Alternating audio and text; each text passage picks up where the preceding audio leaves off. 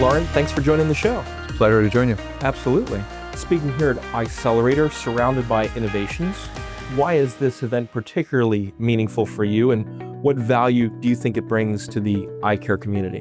Well, what I think it does is that it gathers us, the strategics or investors, along with some of the innovators. And to have a forum like this that has a comprehensive approach when it comes to who is willing to invest, buy technologies, but at the same time elevating the innovators, whether they're doctors or whether there are academic institutions or whichever, is a unique opportunity to get the conversation going. One of the things that makes ophthalmology very special is the fact that companies like Alcon stay very close to the market and the doctors in order to keep iterating on innovation.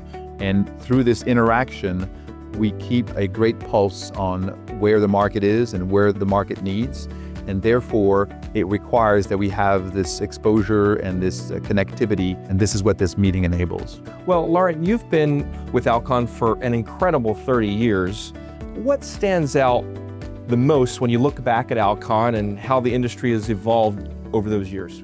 The mission of Alcon, right, to help people see brilliantly, has been a focus that they've never jumped off of, right? And so if you think about our commitment to ophthalmology, we've done it in several ways: devices, pharmaceuticals, or even consumer products such as contact lenses. So because of that, it was a very comprehensive approach to ophthalmology, which also on a personal level allowed me to build a career with a lot of different experiences in all these different segments. Alcon has had a remarkably active year with new products, acquisitions, and partnerships. How would you describe the company's overall strategy today, and what the common thread is that ties those strategies together?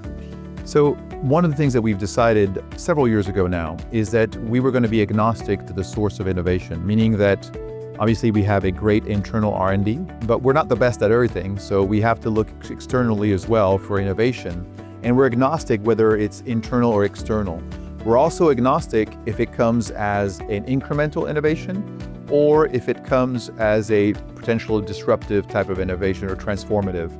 Devices by definition are going to need adjustments, incremental innovation over the long period of their life, and we rely on the doctor's feedback to do this. So it fits into that strategy, and then also we basically look at different things. Either new white spaces for Alcon, things that we don't compete in, and I think that STAR or LENSAR are perfect examples.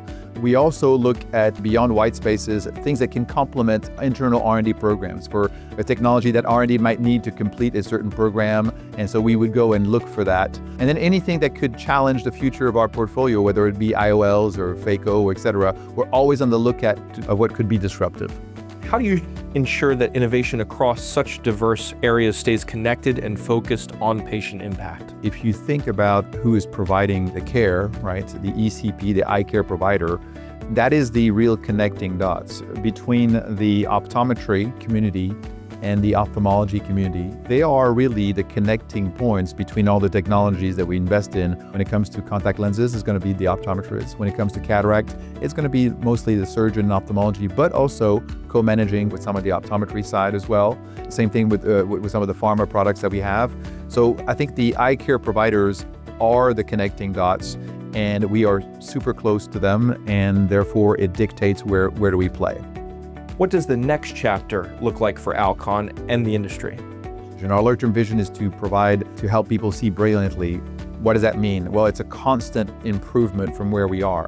And I think that the unmet need is very rich from the macro dynamics that you see out there. I mean, the aging of the population is a critical one, but more importantly is how we age, right? I always give the example that perhaps, my grandmother is a very different level of activity than my mother, who's my kid's grandmother, who now uses a personal phone or iPad just as much as my kids do.